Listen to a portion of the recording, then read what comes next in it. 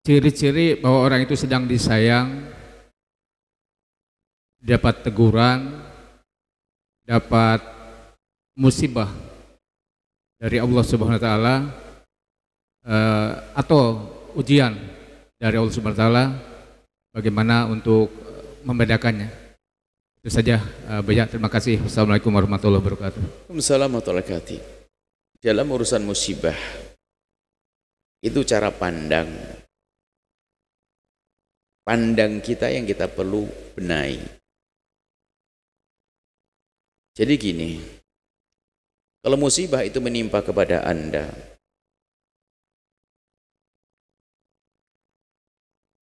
kaidahnya kan sederhana dulu, bahwasanya kalau ada seorang hamba diuji oleh Allah, itu tanda Allah cinta, karena Allah akan mengangkat derajatnya. Tandanya dia kuat dengan ujian. Innallaha idza habba 'abdan ibtalah, Allah kalau mencintai hambanya akan Allah uji dan diberi kekuatan untuk bisa menyelesaikan ujiannya. Makanya setiap Anda mendapatkan musibah atau bencana, maka katakan bahasanya di dalamnya ada ujian. Anda mau naik pangkat, sehingga Anda melewatinya dengan penuh harapan, bukan menjadi orang putus asa. Diuji dengan sakit, diuji dengan husnudzon langsung, karena Allah akan mengangkat derajatku, derajat keluargaku, derajat anakku, dan sebagainya. Kan begitu, ini kaidahnya. Jadi kapan Allah menguji, husnudzon yang harus kita hadirkan, bahwasanya Allah akan mengangkat derajatku. Maka lewati musibah itu adalah dengan menyerah kepada Allah tanpa protes dan seterusnya. Kemudian setelah itu baru cara pandang. Kan ada musibah itu, biarpun semuanya adalah pengangkatan, semua adalah untuk membuat perubahan, untuk menjadikan orang itu berubah.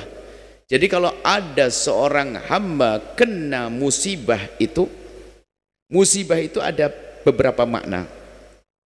Yang pertama adalah untuk menghapus dosanya. Kebaikan juga kalau kita sekarang kita banyak dosa. Yang kedua adalah untuk pengangkatan derajat.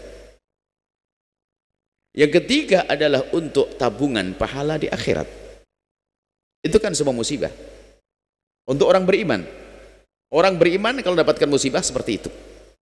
Tapi kalau orang tidak beriman, kalau mendapatkan musibah di dunia, mukaddimah musibah di akhirat. Sakit gigi yang Anda rasakan kemarin itu, kalau Anda serahkan kepada Allah jadi pahala. Bisa saja melampaui daripada zikir Anda yang banyak itu. Diberi oleh Allah sakit, anak Anda demam, Anda akan diangkat derajat Anda oleh Allah. Makanya di dalam melihat musibah harus seperti itu. Cuman dalam menilai itu adalah yang harus waspada. Jika contoh pengampunan dosa, Anda boleh nunjuk ke sini.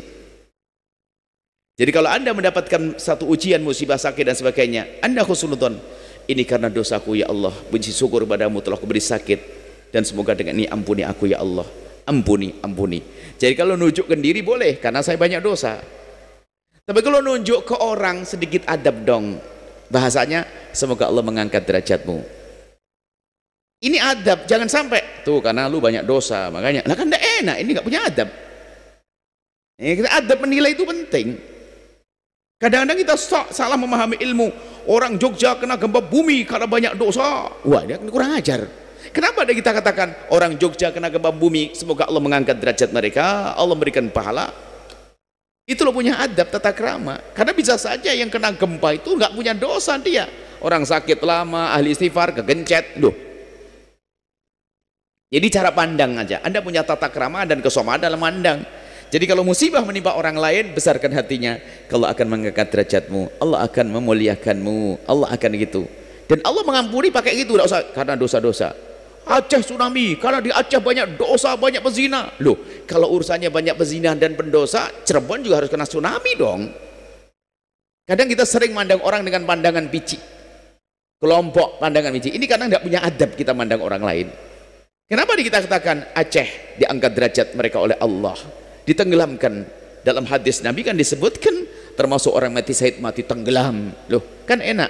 Sehingga yang hidup tuh, anak-anak yang hidup tuh ada kebanggaan, ayahku mati syahid.